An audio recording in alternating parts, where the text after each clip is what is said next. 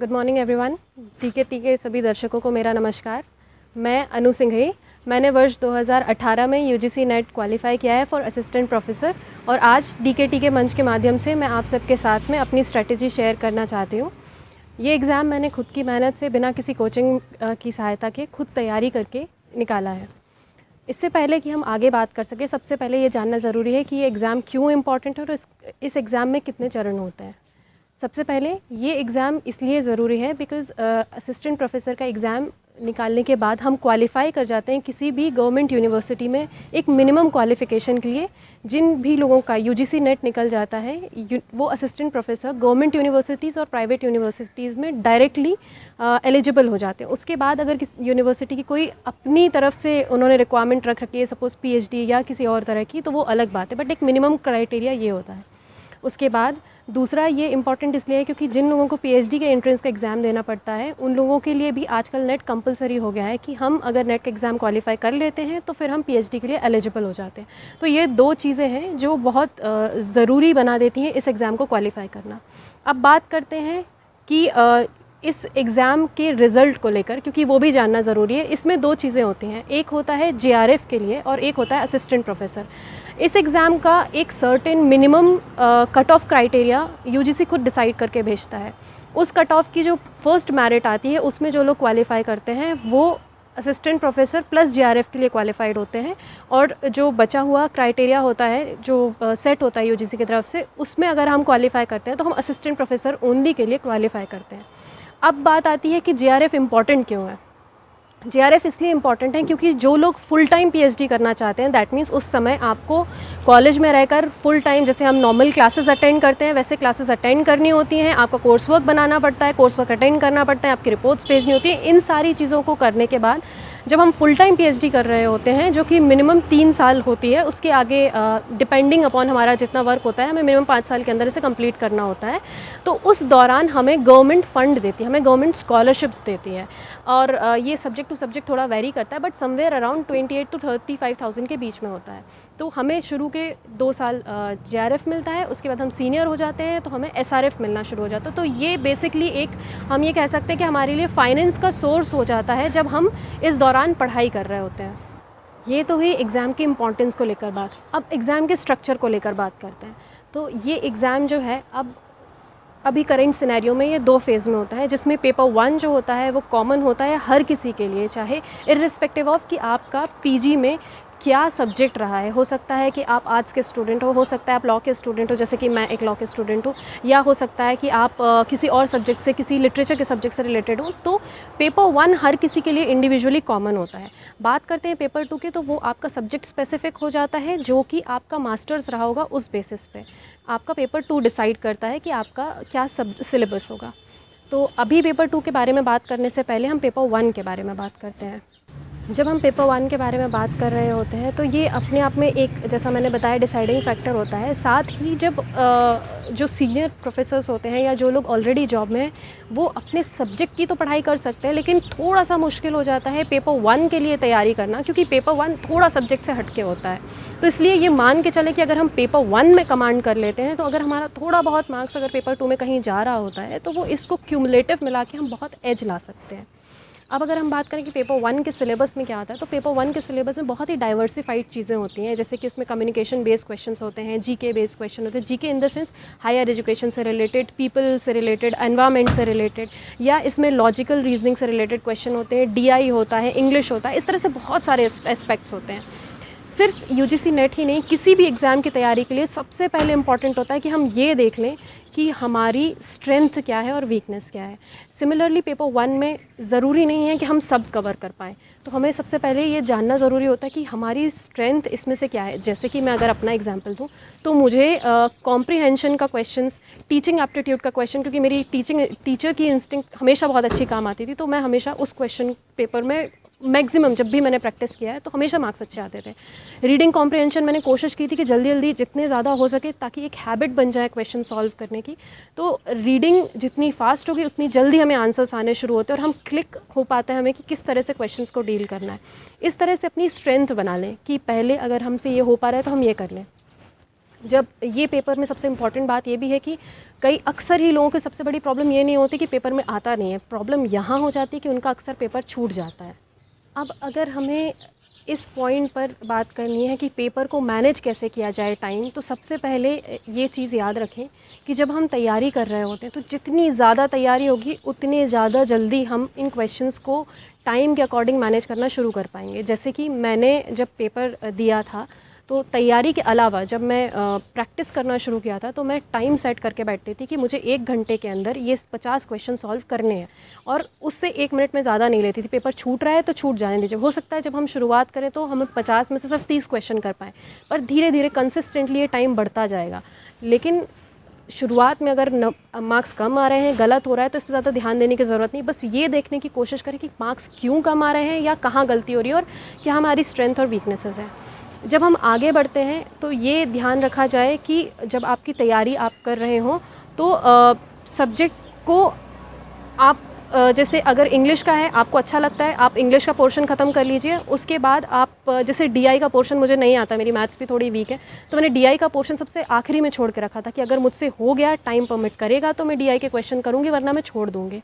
तो इस तरह से मैंने मान के चला था कि मेरा पेपर सिर्फ 45 मार्क्स का ही है और मुझे उनको ही कवर करना है। इनको धीरे धीरे करके मैंने हमेशा याद रखें कि जो सब्जेक्ट में जिस जगह पर आपको आता है उसे छोड़े ना, उसे और परफेक्ट कर लें। जो नहीं आता है उसे बाद में किया जाएगा। तो उससे ये होता है कि जिसमें जो हमें आता है वो हम परफेक्ट करते जाते हैं, तो धीरे धीरे डे बाय डे हमें ये समझ में आता है कि अच्छा इतना पोर्शन हमारा हो गया और इतना पोर्शन बचा है। जब भी कोई एग्ज़ाम की तैयारी करें तो उन्हें 3 कैटेगरी में डिवाइड कर लें। एक जो आपको बहुत अच्छे से आता है, दूसरा जो आपको आता नहीं है बट स्टिल आप कर सकते हैं, और तीसरा वो पोर्शन जो आपको आता भी नहीं है और आपको ऐसा लगता है कि शायद आप उसे नहीं कर पाएंगे। तो ऐसे में क्या होता है, कभी भी कोई चीज़ ऐसी नहीं होती जो आपको 100% ना आती हो। तो बेहतर है कि जो पहले आपको आता है, जिससे लेकर आप कंफर्टेबल हैं, जिसे आप जल्दी ख़त्म कर सकते हैं, पहले उन्हें जल्दी जल्दी ख़त्म कर लिया जाए। दूसरे पोर्शन को करने में आपको थोड़ा समय अधिक लग सकता है, लेकिन वो भी समय के साथ ख़त्म हो जाएगा। इस तरीके से जब आप करेंगे तो आपका मैक्सिमम 70 to 80% सिलेबस पूरा ख़त्म हो चुका होगा। बचा हुआ जो 20% पोर्शन है जो आपको बिल्कुल भी नहीं आ रहा है अगर सपोज़, तो उसे डेली थोड़ा थोड़ा, ज़्यादा नहीं, अगर एक मॉड्यूल है उस मॉड्यूल में 4 चीज़ें हैं तो उन्हें भी और छोटा छोटा ब्रेक करके पढ़ें। तो उससे ये होगा कि थोड़ा ही सही पर आपको हर चीज़ पता होगी। हो सकता है कि कोइंसिडेंटली आपके साथ वही क्वेश्चन हिट हो जाए जब आप एग्ज़ाम कर रहे हैं। तो इसके लिए ये ज़रूरी है जानना और समझना कि विथ प्रैक्टिस ये चीज़ें आ सकती हैं। चलिए, ये हो गई हमारी तैयारी से रिलेटेड बात। अब ये बात करते हैं कि इसकी तैयारी के लिए कौन सी बुक्स रिक्वायर्ड हैं और कौन सी हमें कहाँ कहाँ से मदद लगती है इसके लिए। जैसे मैंने बहुत ज़्यादा बुक्स रेफ़र नहीं की थी, क्योंकि होता ये है कि हम बहुत सारी बुक रेफ़र करने के चक्कर में एक्चुअली में कुछ नहीं कर पाते हैं। तो बेहतर है कि बहुत स्टिक रहें, बहुत सारे रिसोर्सेज ना रखें अपने पास, एक किसी बुक को लेकर कन्फाइंड रहें। जैसे कि आर गुप्ता की बुक आती है जिसमें आपको प्रीवियस ईयर के अनसॉल्व्ड प्लस सॉल्व्ड पेपर्स मिल जाते हैं। सारे वो पेपर्स निकालें, पेपर 1 के ही सही पर वो सारे पेपर्स निकालें, उन पेपर को टाइम बाउंड होकर सॉल्व करना शुरू करें।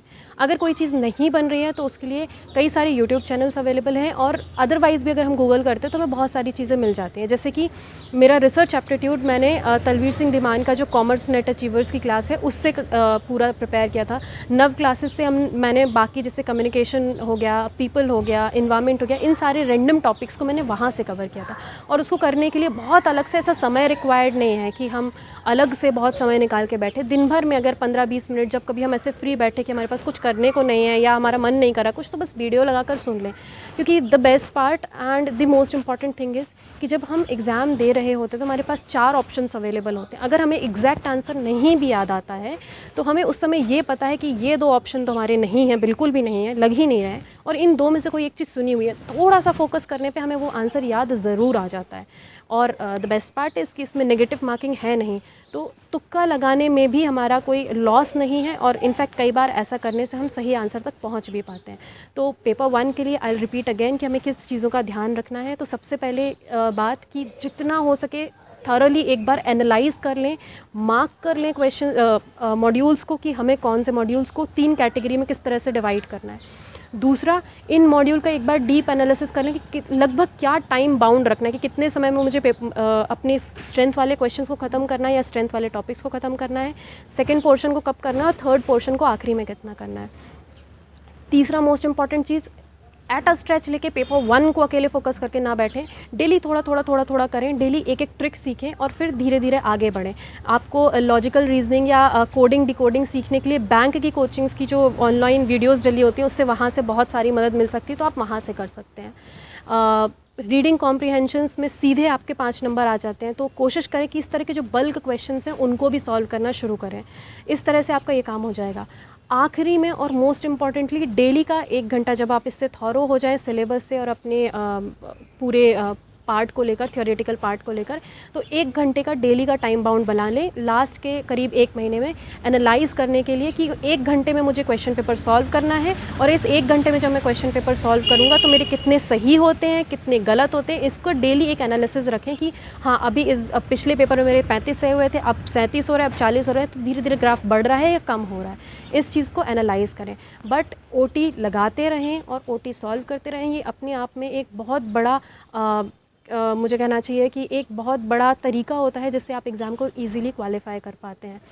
And before I sum up and and the interview, एक इम्पॉर्टेंट बात ये भी ज़रूरी है जानना कि जब हम पेपर देने जाएं उस दिन, पेपर के दिन, इस बात का ज़रूर ध्यान रखें कि 1 घंटे को भी कई पोर्शंस में डिवाइड कर रखें, कि जैसे पहले थॉरो में ध्यान रखें कि मुझे एक बार में पूरा क्वेश्चन पेपर सॉल्व करना है, एंड तक 50 क्वेश्चन तक पहुंचना है, और बीच में कहीं पे भी मुझे रुकना नहीं है, किसी भी क्वेश्चन को मुझे लाइक 20 मिनट्स या 20 सेकेंड या 30 सेकेंड से ज़्यादा नहीं देने, क्योंकि आता है तो आता है, अगर नहीं आता है तो हम उस पर ज़्यादा टाइम वेस्ट ना करें। एक बार पेपर को कैसे भी करके आधा घंटे में ख़त्म करें, रिपीट करके लौट कर वापस आएँ, फिर सोचें कि 15 मिनट्स के अंदर हमें बचे हुए जो आधा घंटा बचा है उसके 15 मिनट्स में हमें बचा हुआ पोर्शन एक बार फिर रिपीट करना है, जो क्वेश्चन हमसे नहीं बने थे उन्हें, और लास्ट के 15 मिनट्स वो रखें जो कि क्रूशियल होंगे, उनमें हमें सिर्फ उन्हीं क्वेश्चंस को करना है जो अभी भी रह गए हैं और हमें लग रहा है कि हमसे नहीं बन रहे हैं। हो सकता है वो मैथमेटिकल हो सकता है वो कोडिंग हो। इन क्वेश्चंस पे अननेसेसरी बहुत टाइम ना लगाएं, क्योंकि ये कई बार दिक्कत कर जाते हैं, क्योंकि इनसे हमारा टाइम ख़त्म हो जाता है। तो टाइम को मैनेज करके रखें और डेली थोड़ा थोड़ा समय दें, उसके बाद ही आप एट द एंड पेपर के पहले तक कॉन्फिडेंट हो पाएंगे कि मेरा सारा सिलेबस ख़त्म हो गया है। तो इस तरह से आप पेपर 1 को आराम से एज ले सकते हैं। चलिए, अब अगर हम पेपर 2 के बारे में बात करते हैं तो पेपर 2 में बेसिकली 100 क्वेश्चंस आते हैं। सब्जेक्ट स्पेसिफिक अगर बात करूं तो मैं लॉ के स्टूडेंट हूं, तो लॉ के स्टूडेंट्स के लिए स्पेसिफिकली ये हेल्पफुल होगा। तो अगर हम पेपर 2 के बारे में बात करें, पेपर 2 में 100 क्वेश्चंस आते हैं, हर क्वेश्चन 2 मार्क्स का होता है। इसका अगर सिलेबस बात की जाए तो सिलेबस में इसमें बहुत डाइवर्सिफाइड सिलेबस होता है, जिसमें ज्यूरिस्प्रूडेंस, इंटरनेशनल लॉ, अब आईपीआर भी आने लगा है, और क्रिमिनल लॉ से पेपर होते हैं, एडमिनिस्ट्रेटिव लॉ से होते हैं। इस तरह से बहुत सारे सब्जेक्ट्स हैं इसमें कवर्ड हैं। सबसे पहले फर्स्ट थिंग फर्स्ट, पहले हम इसका सिलेबस निकाल लें, मॉड्यूल्स देख लें, मॉड्यूल्स के अंदर सब टॉपिक्स देख लें कि हमें कौन से टॉपिक्स आते हैं, नहीं आते हैं। जैसा मैंने पहले बताया, 3 कैटेगरी में से डिवाइड कर लें।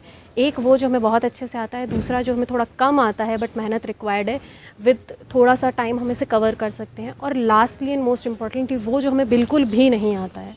तो इस तरह से इन्हें 3 कैटेगरी में डिवाइड कर लें। इसे डिवाइड करने के बाद जब अब आप अगर चाहें तो बुक्स को रेफ़र कर सकते हैं किसी को। हालांकि मैंने थ्योरेटिकल बहुत ज़्यादा बुक्स को रेफ़र नहीं किया था, इसके लिए मैंने सिर्फ ओटी ही लगाए थे। तो प्रीवियस ईयर्स के क्वेश्चन पेपर निकाल लें, उन्हें सॉल्व करना शुरू करें। जब आप उन्हें सॉल्व करना शुरू करेंगे तो जो क्वेश्चंस के आंसर आपने मार्क किए हैं और जो गलत हो गए हैं आपके आंसर्स, उन्हें देखें। एक जगह उन्हें कहीं लिख ले कि ये आंसर मेरा गलत हुआ था, जिस टॉपिक से वो आंसर क्वेश्चन आया था सिर्फ उस टॉपिक को थोड़ा सा पढ़ लें। एक्चुअली यूजीसी नेट का जो पेपर होता है असिस्टेंट प्रोफेसर के लिए, उसमें 2 चीज़ों की एक्सपेक्टेशन की जाती है हमसे। ये एग्ज़ाम होता क्यों है बेसिकली, क्योंकि हम टीचर बनने के लिए जा रहे हैं, तो हमारा एक्चुअली में उस टीचरशिप का एग्ज़ाम हो रहा होता है ये। तो उसमें ये जानना वो हमसे ये रिक्वायरमेंट रखते हैं कि हमें एक स्टूडेंट की तरह नहीं, एक फ़िलासफ़िकल अप्रोच से चीज़ें पता हो। हमें सिर्फ कॉन्सेप्ट नहीं, कॉन्सेप्ट के पीछे का रीज़न भी पता होना चाहिए। तो इसके जो क्वेश्चंस आते हैं, लॉ के भी जो क्वेश्चंस आते हैं, वो ऐसे क्वेश्चंस होते हैं जो बेसिकली बहुत फ़िलासफ़ी बेस्ड होते हैं। तो अगर हमें उस क्वेश्चन को समझना है तो सिर्फ ऊपर की पढ़ाई ज़रूरी नहीं है, थोड़ी अंदर की चीज़ें भी उसके बारे में पता होना ज़रूरी है। तो उसके लिए ज़रूरी है कि क्वेश्चंस हम लिख लें, क्वेश्चन जिस टॉपिक से आया उस टॉपिक के बारे में पढ़ना शुरू करें। एक कॉपी बना लें जिसमें 4-5 सेक्शंस बना लें। उन सेक्शंस में से जब हम लिखते जाएंगे, जैसे पर्टिकुलर अगर हमने सिर्फ क्राइम का पोर्शन लिया तो क्राइम के पोर्शन में क्राइम के क्वेश्चंस लिख रहे हैं, ज्यूरिस्प्रूडेंस के पोर्शन में ज्यूरिस्प्रूडेंस के क्वेश्चंस लिख रहे हैं। तो रिपीटेड क्वेश्चंस भले ना हो लेकिन सेम कॉन्सेप्ट से रिपीट होंगे, और जब सेम कॉन्सेप्ट से क्वेश्चंस रिपीट होंगे हम उसके बारे में थोड़ी रिसर्च करेंगे। तो ज़्यादा नहीं, मुश्किल से अगर हम 2 महीने में भी अगर इसकी तैयारी करते हैं तो उसके बाद हमारे पास एक बल्क में नोट्स प्रिपेयर्ड हो जाएंगे जिसमें हमारे पास बहुत सारा इन्फॉर्मेशन एंड नॉलेज होगा। ये तो हो गया, इससे हमारे खुद के नोट्स भी प्रिपेयर हो जाएंगे और इससे हमें ये पता चल जाएगा कि अभी तक किन डायमेंशंस को टच किया गया है और किन डायमेंशन को अनटच्ड छोड़ा गया है। आगे आने के बाद हम बात करते हैं कि अगर सपोज़ हमारे प्रीवियस ईयर्स के सारे क्वेश्चन सॉल्व हो गए, हमें फिर भी फर्दर ऐसा लग रहा है कि नहीं हमें कुछ और पोर्शन करना भी ज़रूरी है। जैसे मेरा ज्यूरिस्प्रूडेंस वाला पोर्शन थोड़ा वीक है और मुझे उसको पढ़ने में बहुत ज़्यादा इंटरेस्ट नहीं आता था, या मैं पढ़ भी लेती थी, कॉन्सेप्ट समझ में भी आ जाता तो मैं फ़िलासफ़र्स के नाम भूल जाती थी। तो इसमें इस पोर्शन को मैंने इस तरह से डिवाइड किया कि मैंने वो पोर्शन पढ़ने पहले शुरू किए जो मुझे अच्छे लगते थे। जैसे राइट्स एंड मोरालिटी हो गया तो वो मैंने पहले पढ़ लिया था, पोजेशन से रिलेटेड कोई पोर्शन मैंने पहले पढ़ लिया था, उसे मैंने एक स्टोरी बुक की तरह पढ़ना शुरू किया ताकि मुझे कॉन्सेप्ट समझ में आ जाए। जब उनके क्वेश्चंस लगाने मैंने शुरू किए तो प्रीवियस ईयर्स के सारे क्वेश्चन लगाने के बाद मैंने एम.ए. रशीद की बुक रेफ़र की। उस बुक से मैंने बहुत सारे ऐसे क्वेश्चंस लगाए जो सिर्फ ज्यूरिस्प्रूडेंस के पोर्शन से रिलेटेड थे। तो उससे मेरा ये फ़ायदा हुआ कि मुझे कहीं ना कहीं अगर वो घुमा के भी क्वेश्चन पूछा जाता था तो वो क्वेश्चन याद हो जाता था कि हाँ ऐसा कुछ पहले कहीं पढ़ चुके हैं। तो उससे, और उन्हें जब लिखते भी जाते हैं हम तो हमें ये समझ में आता है कि जब हम एक आध बार भी अगर कॉपी को खोलते हैं, पढ़ने की कोशिश करते हैं तो वो चीज़ हमारे दिमाग में रिफ़्रेश्ड हो जाती है। तो हमारे दिमाग में कहीं ना कहीं साइंस के जो स्टूडेंट्स होंगे वो इस बात को समझ पाएंगे कि हमारे दिमाग में चीज़ें पज़ल की तरह काम करती हैं। अगर उससे रिलेटेड कोई भी एक चीज़ समझ में आती है तो उससे रिलेटेड जो लिंक होती है वो बहुत जल्दी दिमाग में क्लिक होती है।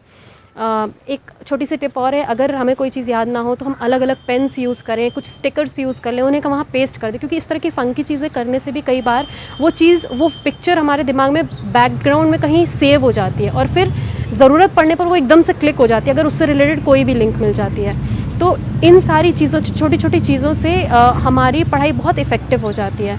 तो कोशिश करें पहले कि सफिशिएंट है अगर हम सिर्फ प्रीवियस ईयर्स के क्वेश्चंस को ही बार बार प्रैक्टिस कर लें। फिर भी समय मिलता है तो लॉ के स्टूडेंट्स एम.ए. रशीद की जो बुक है उसे दोबारा प्रैक्टिस कर सकते हैं। उसमें से सब्जेक्ट स्पेसिफिक जिसको आपको लग रहा है कि ये वीक है और हमसे नहीं हो रहा है तो उन्हीं को बार बार क्वेश्चंस करते जाएं। हो सकता है शुरू में आपके बहुत सारे क्वेश्चंस गलत हों, लेकिन अगर आप रिपीटेडली उसे देखेंगे तो over a period of time आपको रियलाइज़ होगा कि धीरे धीरे आपकी गलतियाँ कम हो रही हैं और आप में इम्प्रूवमेंट आ रहा है। तो इस तरह से आप दोनों चीज़ों को एक साथ टच कर पाएंगे।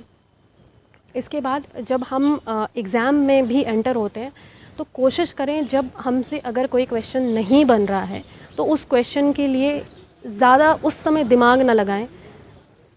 एलिमिनेशन मेथड यूज़ करें कि पहले अगर हमें लग रहा है कि ये क्वेश्चन के ये दो ऑप्शन, कौन से ऑप्शंस उसमें हो ही नहीं सकते, इम्पॉसिबल है, उन्हें हटा दें। जो दो पॉसिबल आइडियाज़ हैं उनके बारे में सोचें, उन ऑप्शंस को थोड़ा गौर करें। गौर करने के बाद लिंक बिठाने की कोशिश करें कि क्या कोई चीज़ आपने इससे रिलेटेड सुनी है पहले। अगर सुनी है तो ठीक है, अगर नहीं सुनी है तो फिर ऑब्वियसली उसमें प्योर तुक्का होगा। लेकिन अगर थोड़ा भी इस तरह से लिंक से हम काम करते हैं, लॉजिक यूज़ करने की कोशिश करते हैं तो कहीं ना कहीं लॉजिक सही बैठते हैं। क्योंकि संभव नहीं है कि पूरा सिलेबस कवर किया जा सके, लेकिन जो हम कवर कर सकते हैं और जो कवर नहीं भी कर सकते हैं तो उस पोर्शन में वहाँ पर हम लॉजिक्स को यूज़ करते हुए तुक्का लगाएं तो ज़्यादा बेहतर होता है। तो इस तरह से आप पेपर 2 की भी तैयारी कर सकते हैं और इसी तरह से मैंने पेपर 2 की तैयारी की थी। अगर हम इसे एग्ज़ाम के टाइम पे जब हम एग्ज़ाम में बैठते हैं तो कोशिश करें कि इस बात का बहुत ध्यान रखें कि कितने क्वेश्चन सॉल्व करने, कितने मिनट्स में सॉल्व करने हैं। कोशिश करें कि 15-15 मिनट के सेट बनाएं। लास्ट 15 मिनट्स फाइनल रिवीजन के लिए, उससे पहले के 15 मिनट्स में आपको एक बार घूम के वापस से वही क्वेश्चंस दोबारा करने हैं जो आपने पहली बार में मार्क नहीं किए थे, उन्हें छोड़ दिया था। तो इस तरह से टाइम को डिवाइड करके रखें और कोशिश करें कि इस टाइम का डिवीज़न पहली प्रैक्टिस से ही शुरू कर दिया जाए सो दैट कि आपके फ़्लो में आ जाए। तो जब आप पेपर में भी ये क्वेश्चंस करेंगे तो ये आपकी हैबिट बन चुका होगा, तो आपको अनईज़ी नहीं लगेगा और इसे आप ईज़िली कर पाएंगे। तो ये थी मेरी ट्रिक्स पेपर 1 की, पेपर 2 की और यूजीसी नेट को क्वालिफाई करने के लिए। अलग से किसी भी बुक को मैंने रेफ़र नहीं किया था, जो टेक्स्ट बुक्स होती थी उन्हीं को रेफ़र किया। अगर फर्दर कॉन्सेप्चुअल क्लैरिटी चाहिए तो उसी सिर्फ टॉपिक से रिलेटेड मैंने यूट्यूब वीडियोज़ या फर्दर कोई आर्टिकल या हमारी ही जो टेक्स्ट बुक्स होती हैं उन्हीं को फर्दर रेफ़र किया है, बट एज सच कहीं से एक्स्ट्रा नहीं कुछ किया। इनको बेहतर ये होता है कि अगर हम अपने ही नोट्स बना लें तो हमें ज़्यादा इजी होता है, क्योंकि हमारी अंडरस्टैंडिंग और हमारे लेवल के जो नोट्स होते हैं वो हमें बाद में एड करते हैं समझने में कि हमने क्या पढ़ा था। यही आपका तरीका रहेगा आगे भी यूजीसी नेट की तैयारी करने के लिए। आई होप कि आप सबको इससे कहीं ना कहीं मदद मिलेगी। And I wish you all very good luck and all the best for your future. Thank you. और मैं DKT के को स्पेशली थैंक्स बोलना चाहती हूँ कि वो इस तरह का एक काम कर रहे हैं जहाँ पे टॉपर स्टॉक करके वो लोगों की मदद कर पा रहे हैं, उन स्टूडेंट्स की बेसिकली मदद कर पा रहे हैं जो एस्पिरेंट्स हैं, जो इस एग्ज़ाम को क्वालिफाई करना चाहते हैं। क्योंकि कई बार होता ये है कि हमें पता होता है कि करना क्या है, हम मेहनत भी करते हैं, बस शायद डायरेक्शन हमारे पास सही नहीं होता है। तो इस तरह से जो लोग इस प्रोसेस से गुजर चुके हैं शायद वो बेहतर बता पाते हैं कि क्या एक सही डायरेक्शन होता है और किस तरह से किया जाना चाहिए। So I thank you all and I thank DKT for this setup. Thank you so much. Good day.